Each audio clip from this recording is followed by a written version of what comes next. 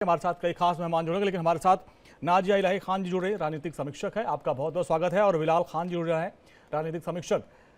नाजिया जी, सबसे पहले आप इसके मतलब समझाइए। चुनाव से पहले इस तरह का जो फतवा जारी किया गया कि भाई आप इंडिया गठबंधन के पक्ष में ही वोट दीजिए, ये समय का तकाजा है, क्या इस तरह के फतवों का असर सारे मुस्लिम समुदाय पर पड़ता है? सारे पर तो नहीं पड़ता है। हमारे भारत देश में बहुत खूबसूरती भी है और बहुत सारे ऐसे लाखों करोड़ों मुसलमान हैं जो संवैधानिक मुसलमान हैं, जो अपने घर के अंदर इस्लाम रखते हैं लेकिन बाहर निकलते वक्त धरती माँ को ही माँ बोलते हैं और संविधान को ही सर्वप्रिय और सर्वप्रथम रखते हैं। जी। पर कुछ ऐसे मुस्लिम ऑर्गेनाइजेशन है जो आतंकी ऑर्गेनाइजेशन है, जो पाकिस्तानी मुखबिर है, जैसे रजाकार के फौज के आखिरी सिपाहसालार असदुद्दीन अवैसी हैं। 1920 में MIM बना था और हमारे कांग्रेस के जो मल्लिकार्जुन खड़गे हैं, यही रजाकारों ने उनकी 3 बहनों को जलाया था और उनके घर को भी जलाया था, जो अभी महाराष्ट्र की रैली में रो रहे थे, बिलक रहे थे लड़कियों की तरह कि मैं अपने घर में बिल्कुल अकेला हूं। अब जमायतुल उलमाए हिंद को मैंने आतंकी ऑर्गेनाइजेशन क्यों बोला, अब उसका मैं तथ्य आपको पहले दे देती हूँ। जमायतुल उलमाए हिंद, आपको याद होगा कि अहमदाबाद में बॉम्ब ब्लास्ट हुआ था और उस बॉम्ब ब्लास्ट के सारे अक्यूज्ड को का जो कानूनी कार्रवाई में जो खर्चा हो रहा था वो जमायतुल उलमाए हिंद ने दिया था। अब अजमल खसब, जिसके ऊपर 30 करोड़ से ऊपर कांग्रेस ने खर्च किया था, तो जमायतुल उलमाए हिंद और कांग्रेस का तो बिल्कुल चोली दामन का रिश्ता है। अब देखिए, दिल्ली में एक कबाड़ी वाला जो हिंदू मुस्लिम राइट करवा रहा था, जो जब अरेस्ट हुआ था तो पुष्पा बन गया था, पुष्पा डरेगा नहीं झुकेगा नहीं जो कर रहा था, उसका उसका बेल कराने के लिए किसने खर्च किया था? जमायतुल उलमाए हिंद ने किया था।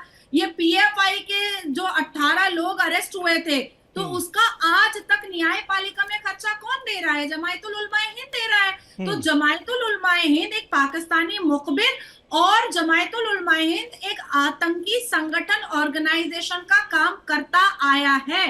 अब इससे जुड़ा हुआ एक देवबंद भी है जो चाचा भतीजा मिलकर के चलाता है। चाचा जो चलाता है वो देवबंद है और भतीजा जो चलाता है वो जमायतुल उलमाए हिंद चलाता है। अब देवबंद का मतलब क्या होता है? देवबंद का मतलब होता है जिस देव की पूजा आप लोग करते हैं उसको बंद करवाना। तो और चुनाव में इसका असर क्या पड़ा, इसको हम चर्चा कर रहे हैं। और भी मेहमान जुड़ गए। बिलाल भाई हमारे साथ है।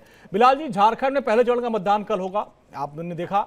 उसके पहले इस तरह का फतवा कि आप सारे लोग मिल जाइए और इंडिया गठबंधन को वोट करिए, ये समय का तकाजा है, क्या इस तरह के फतवे से असर पड़ता है?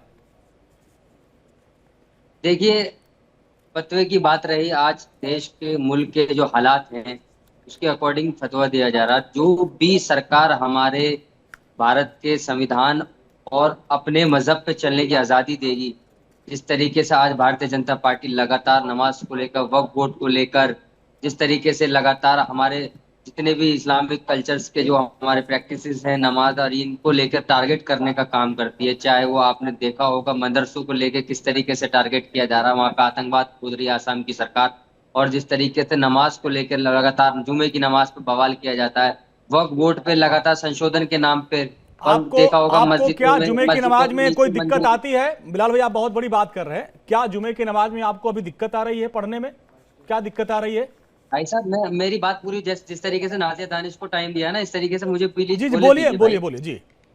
थोड़ा सा मेरा देखिए, सवाल मैंने आ गया था इंटरप्ट नहीं इसलिए किया जी। सर। आपको मेरी कोई बात अलग लगे तो बात बीच में बोलना। जी ये देखिए ना, हम नहीं देखते क्या वीडियो सर? हम नहीं देखते खुलेआम नमाजियों के लातें मारी जाती हैं, जुमे की नमाज पे बवाल मचाया जाता है कि किस तरीके से नमाज रोडों पे पढ़ रहे हैं, फलाना पढ़ रहे हैं, जबकि कोई रोड पे नमाज नहीं पढ़ता। जुमे की नमाज अलग होती है। लेकिन हम कह रहे हैं आसाम की सरकार ने लगातार मदरसों को लेकर टारगेट नहीं करी। वक्फ बोर्ड पे हमें संशोधन नहीं चाहिए, भारत के मुसलमानों का हक है, अधिकार है, वो वक्फ की जमीन है, वक्फ के नाम पे की जाती है, लेकिन उसके नाम से, संशोधन के नाम से किस तरीके से टारगेट किया जाता है कि ट्रिब्यूनल कोर्ट को भी नहीं मानेंगे, उसके बाद फिर अगर हम जा सकते हैं हाई कोर्ट, उसको भी नहीं मानेंगे, उसके नाम पर कहेंगे कि अभी ये कब्जा करना चाह रहे हैं ये जमीनों पे। तो यही कहीं ना कहीं, यानी ये जो फतवा हुआ बिलाल भाई, इस फतवा के बाद इंडिया गठबंधन को सारे मुसलमान वोट देंगे? और मैं समर्थन करता हूँ उनका। जी, आप समर्थन करते हैं? जमीयत का बिल्कुल समर्थन करते हैं।